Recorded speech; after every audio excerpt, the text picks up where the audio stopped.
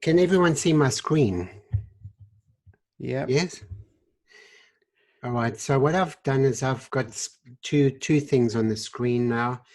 I've got this Elos model, and initially they ask us to use a whole variety of components, and you can see on the left-hand side a scan with all of their components. And initially it was a logistical nightmare to get through.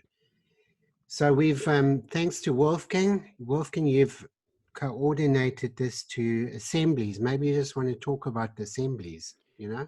Yeah. How it works. So the way it is, we were asked by the implant companies not, especially Elos, not to just do a Boolean cut in the model. Now, with most objects, a Boolean cut is fine, but they've asked us to incorporate a mesh of the whole virtually, so that the analog can fit into a detailed enclosure, so not just a Boolean enclosure. So what we had to do is create a new object. So we call it analog sleeve because the analog fits into a sleeve. So the analog sleeve is a separate object that will be placed into the model. So instead of doing a Boolean cut, we will make a Boolean cut for this analog sleeve, but not for, but we will retain the integrity of the mesh of the actual hole. So this was important to these guys. And I think it's a really, really nice idea. And we're going to adopt this with other components as well. It makes perfect sense. And it's a lot easier to do. So, of course, we have to make cutting tools for those, which we've done. But I think we should have another little tutorial video how you can make your own cutting tools. So if you've got implant analogs, I don't know, by another company, then you know how to make a cutting tool. Yeah. So it's been a bit of a task, but we've gone through it. Of course, the implant library has grown. The file size has become unmanageable for just having one file, which we had in the past. So we had to restructure the module a bit. But I think Michael will go into that. Each component now has its own installer, and I think it makes perfect sense. Another implant company that we're working with, we need consent from these people before they will release it. So I've included a little form on the web page. But no dramas. I think we're heading in the right direction. Michael, you go for it. All right. So we've got two models on the two models on the workspace. One of them is a typical model, which, you know, would scan probably in the lab or whatever, and you don't see anything. It's just a rough model. And then you see the actual scan model. So let's just bring that up, the scan model, and we'll hide the other model. And that's a typical scan. Of course, you know, in the mouth, this is how it would look in the mouth. So what I'm going to do is I'm going to hide both of these for now, and we're going to view this from the front. Because as we importing these components, I'd like to see this from the front at the moment. So in the component module, I'm going to go to the Elos, and then we're going to choose our parts. And now this can be a little bit time consuming because there's just so many of them. So for example, I'm going to import like 2 or 3, and then I've saved the file just to shortcut so we don't end up too much of the same thing. So here what we're going to do is we're going to look for the component, and in this the canine here would be a Noble BioCare 4.3 regular platform. So we're going to look for that. We're going to look, okay, so Noble, and we're going to be looking for the 4.3. So that's regular platform. So this is this one, and I'm going to append this in the scene. Now, once it's in the scene, we're not in transparent mode, and this is very important to work with transparent mode, because we need to see what is in this assembly. So for example, I'm going to click on transparent here, and then we can select and delete components. Now, the scan body that was used was a 29392. So I'm going to be clicking here. So that's not the one, X delete. That one's not the one, X delete. And they've got a whole variety of components. So we need to find the right one. So this is 21392. So we know we've got the correct scan body for this job. Then what we're going to do is, while it's an orange and it's selected, I'm going to go B and select the rest of them. So that order is very important. So we can't fail this order. And here's another component we don't need. So they've got a whole lot of different scan bodies because there's so many dentists using different scan bodies. Yeah, so I just want to mention, our idea of having this library is always to hopefully to have assembled components, because it is very tricky always to go and look for product code numbers and try and match those up. So I try and pre-match all of those, hey? Yeah, that's good. Yeah, and if you know which scan body was used, then it's very quick because we're filtering out those scan bodies. So after that, the order, it needs to be this one first, and then with the B key, we're going to select the other one. So it won't work otherwise. So what we're going to do is we're going to go link assembly, and that throws the assembly into various components in the outliner. So it actually looks for the word analog sleeve, and it puts it into the into that specific collection. Now that I've done it, I'm going to shift this one to the side. I'm going to make space because the next one's going to come in the center again. So I'm looking for Straumann RN48. So we're going to go look for Straumann RN48. Okay, now my screen is, I think it's in this one here, RN. So I'm going to append that. And then what we're going to do is we're going to do exactly the same thing. So with a bit of practice, it's actually quite fast. So the scan cap that was used is 21055. So I'm going to look there. Nope. That's the one. So the other ones I can delete. So this is the one I need to keep. B, and then link assembly, and it throws it into the assembly. So that's basically how it works. So I'm going to open up the next Zoom file. So open.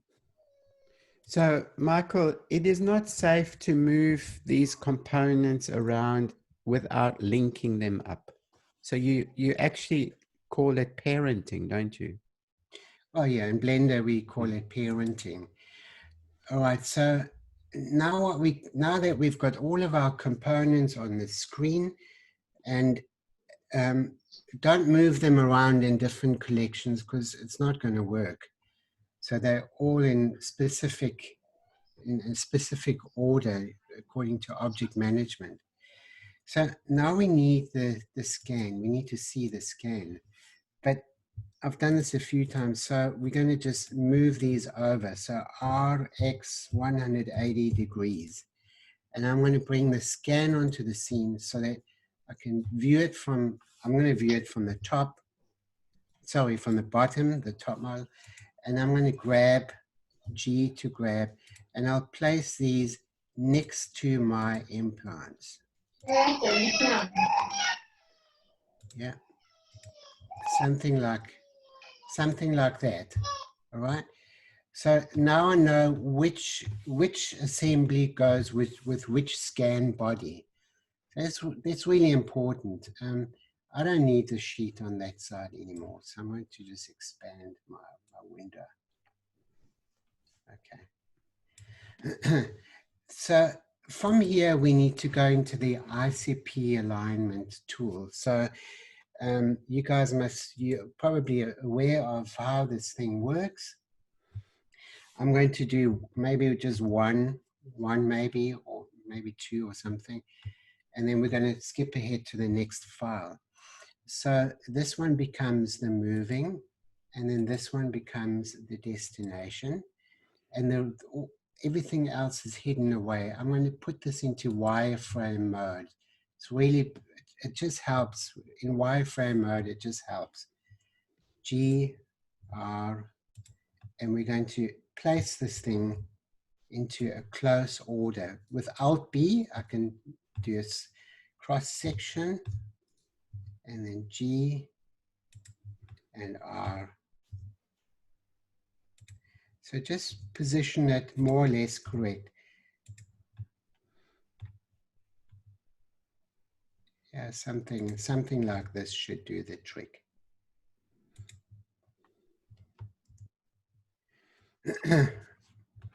So yeah, I'll just use the R key like that. Now with some scan bodies have a very nice mesh structure like this one.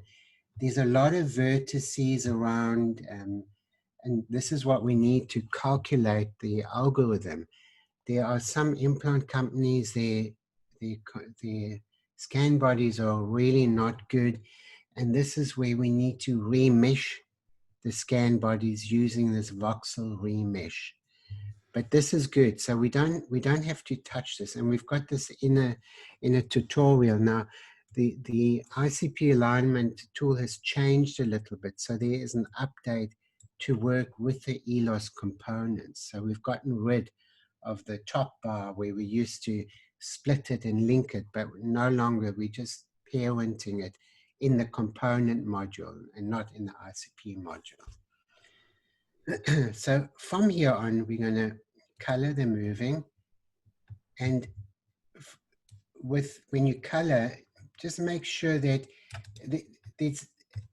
if you color around the cylinder only, there's no purpose because it can do this. So we need to think about the Z-axis, and we need to think about anti-rotation. So what I'm looking for more or less is maybe something, just zip the top like that. And then even if you just pull a line down like something like this, that'll give an anti-rotation lock to the whole thing. And we're going to apply that, and we're going to color the destination, and we're going to do the same thing on this one. So I'm going to make something like that, and always position your model that you don't accidentally, color on the other side. You don't want to do that. This is why Alt B, the cross section of it, is so very good, because you can avoid that altogether. Michael, can you a question came up the other day. How do you delete in case you make a mistake? Yeah, so if you make a mistake, you press the mouse wheel, and then you can take away. All right. Right click to get rid of that circle select, and then we can set this on, I usually have this one about 75, okay?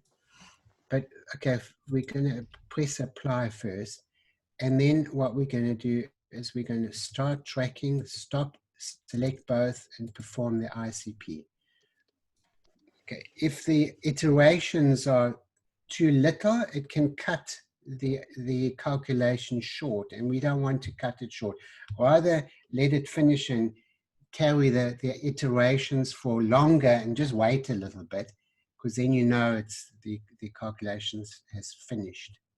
So just give it a quick once over, and if you're not happy, redo it. Click on undo. You don't need to color these again, and then just do the same procedure again. And then we're going to confirm that. So we've got our placement of our component and our sleeve. analog sleeve. Okay, are there any questions regarding this section?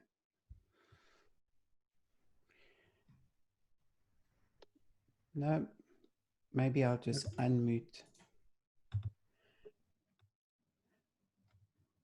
Nothing? No, Okay, it's all good, Michael. I think I'm just watching here. All right. Okay, file, open. I'm going to go to the next one. So Zoom 3, just to spare us going through the entire thing. This looks exactly the same. Maybe it's Zoom 4. Yeah, all right. So here we've aligned all of our little components. You can see them underneath. That's all good. Now is there a question? Nope. A question? All right. So now that we've done the ICP for each and every one of these, we are finished with the scan. The scan we're done with. We don't need it anymore. So for now, I'm going to hide it. And please learn how the outliner works, because this is very important. So the scan, I'm going to hide that, and I'm going to bring up the model now. Michael, I have a question there. If you don't have a model, you've just got the scan, you would just make a model from the scan, wouldn't you? Would you just duplicate that? Yeah, and then just cut off the scan bodies. You just eliminate. Can you just fast edit those scan bodies away, and then you plug those with a fill holes? Is it? Exactly, and then make your model, and then you can work with that. So we don't really need a model as such, a separate scan or anything like that. We can just work off an intraoral scan. 100%. You know, when dentists take the intraoral scan, you know, that is good enough, and then you just cut those scan bodies away, and you'll end up with very similar. Now, this one had gum on it before. This is how we got the model, so obviously it wouldn't look like this. But all right, so from here on, we're gonna go back to the component module, and we're going to use the second menu in the component module. Now, what we need to do is we need to cut these little analog sleeves into the model. So how do we do this? We're going to click on the model, and this is the object. This is select model being cut. So we're going to select that. And that puts us into transparent mode so that we can now select these analog sleeves. And if it's not transparent, we couldn't do this. So then what we're going to do is select and edit analog sleeve, and we're going to select the top of it. So as soon as you select top, it'll highlight the top. And we've been able to make that when we imported the components, the algorithm then detects the top, detects the bottom, and it detects the side, because some implant components have a side screw. So then it'll detect the side screw, and we need to pull these sections out. So what this is effectively done, it's duplicated our analog sleeve, and we're going to extend it through the model. So here what we're going to do is we're going to grab the blue arrow, move it up, and when it's outside of the model, we're going to then select the bottom, and we're going to pull that through the bottom like this. Yeah, and then we're going to click on apply cut. And now this brings us into the same system as the arch cutting tool. We're going to select one vertice, and we're going to click on clean. And that's because this cutting tool was hollow, right? So we're going to click on clean. And this has now effectively made our cut. right, so we've got our components here. If I hide it, it's our analog, and this is our scan body, and we've got a beautiful hole in our model. And of course, you may ask why this is so big. It's because Elos has special screws that screw the, if you look carefully, closely, it's got like a screw thread. So this screw fits into this hole, and with a special tool, it pulls that analog into the model. So it's an excellent, excellent system that they've got. The other good thing is that if we're using the gum module, then the entire components are, you know, all the way to the top, encapsulated all the way into the top. So the sleeve will actually protrude upwards, so you can have like a cylinder will come out into which you Yes. fit the analog. Exactly. Yeah. Yeah. Okay. So let's fast forward. Okay. File. Open. We're going to go to Zoom number 5. All right. Okay. Now here I've cut out all of the components, and you will notice now that I'm going to hide the model. Now, sometimes we can get intersections as we have here. So you can see that the screw head, which is this diameter, is not going to fit in there. And also it's not going to fit in here, the screw head. Not only that, the intersection has caused a problem over here. Yeah, so that's a problem. And we'll just hide it. Yeah, so yeah, there. So these are problems. We need to be able to fix these problems. So this is how we do it. Okay. I'll just hide this. Hide. Okay. We're going to expose our cutters. So while we were doing all of this work, we've managed to create these cutters like we've got in the guide module. And we're going to expose these cutters now. So I'm going to click on View Hole Cutters. Now, these are this is the component we use to cut the hole in the model. And we're going to now use this again, because now we're going to get rid of this intersection. And the way we do it is we can scale the cutter a little bit. Not too much on both sides, for example, and then we're going to perform Boolean cuts. Yeah. So actually, I think I just have to check this one here. Scale. We'll scale this one a little bit. Yeah. All right. So so in the module, what we're going to do is we're going to select one. Now we have to perform a crisscross. So this one is going to be the object being cut, and I'm going to select that one there. You can see it's been cut, and I'm going to apply that. And I'm going to crisscross. I'm going to use this one, select object being cut, and I'm going to apply this one, and we're going to apply the cut. Now when I hide these cutters, we are finished with these cutters. You will notice that we've got a beautiful cut here, and it has been completely cleaned out.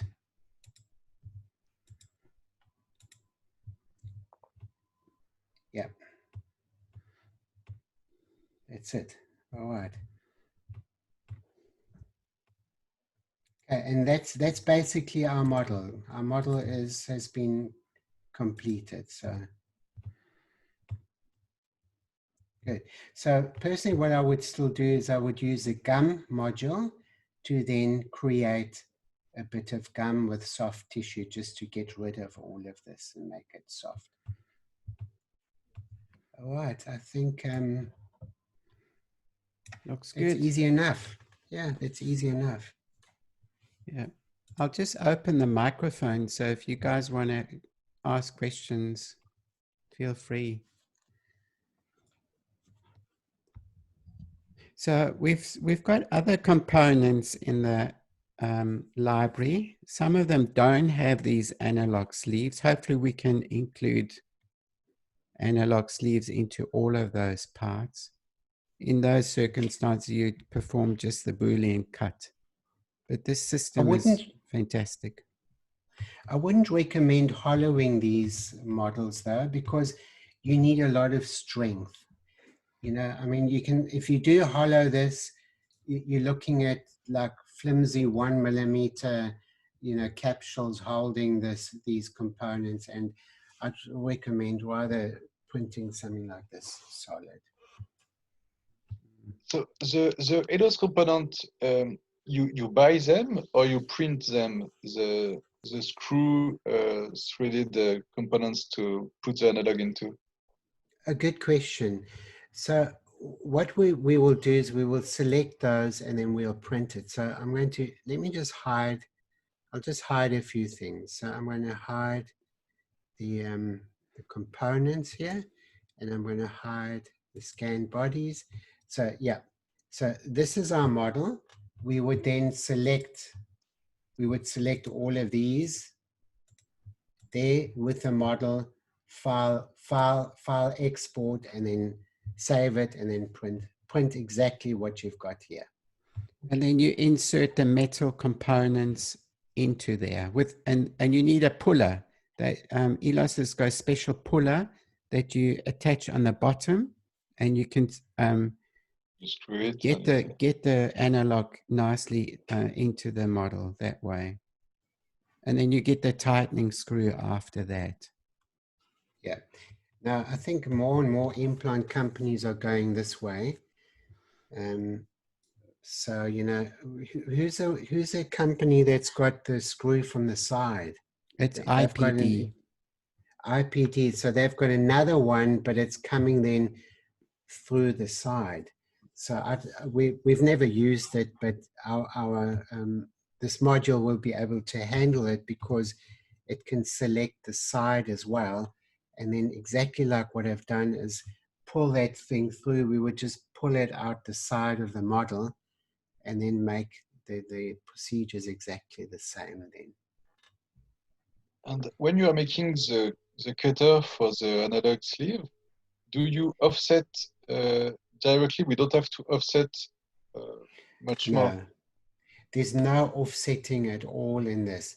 They've done a lot of research with printers, and they reckon, you know, with their puller and all of that, that it is okay to use as it is.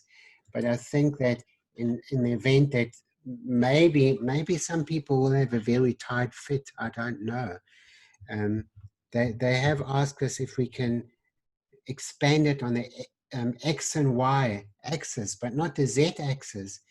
And that is a possibility to do that when we first use it, because this is like 4.8. So you can see this is 4.8, for example.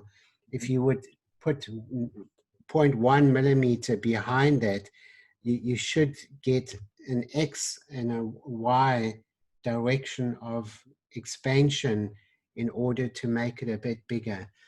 But specifically, they don't want us to touch the integrity of the mesh on the inside, because, you know, Yes, yeah, you will lose the precision.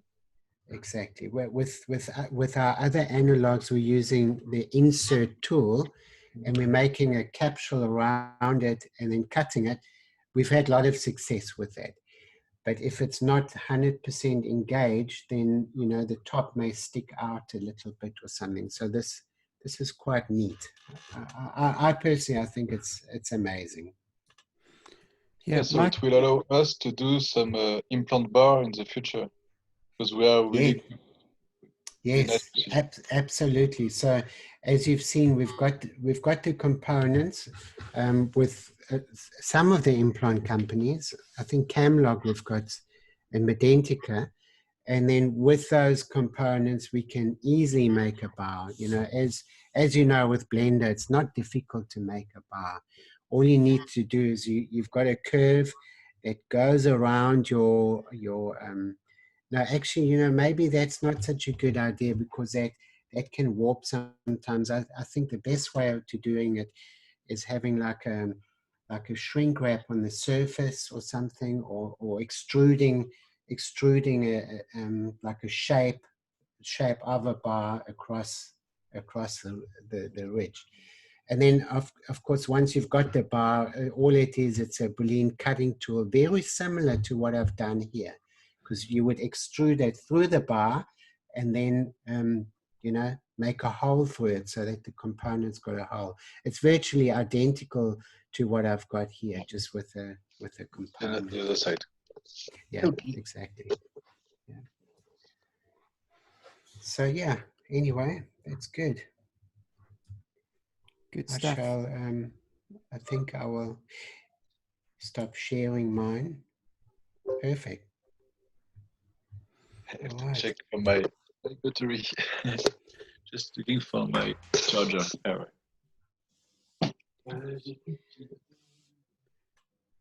Okay.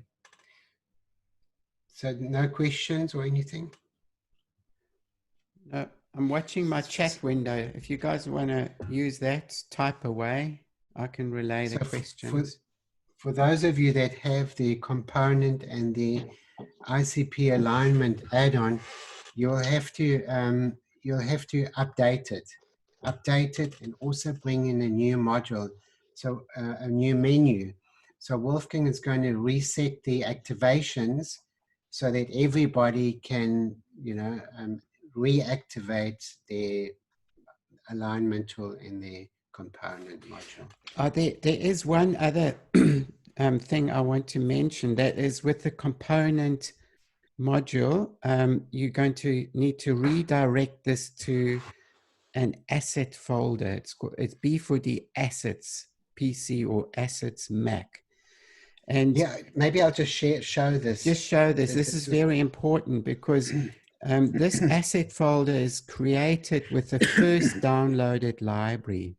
So if you don't download a library, there is no asset folder, and your Blender can go into a kind of a permanent stall until you download the first implant library. So this is very important. So in this one, we've got connect to asset library. So you connect this, and then you search for the asset library, which is in the B4D folder called Assets PC, and then click on that. And then you will have all the implants there. So that's quite important.